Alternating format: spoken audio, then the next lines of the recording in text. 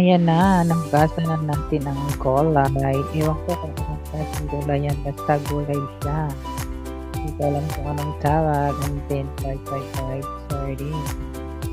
Ayun, pagpipit na yun ang itlog. Lagyan natin siya ng itlog. Isang itlog. At saka 555. Beke naman, 555.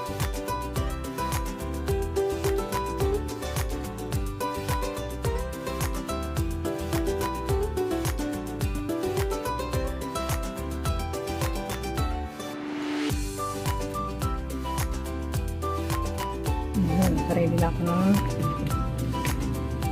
lagyan natin ng mantika. Ito lang. Hindi nilagyan yung bawang. Isa-isa lang ito guys.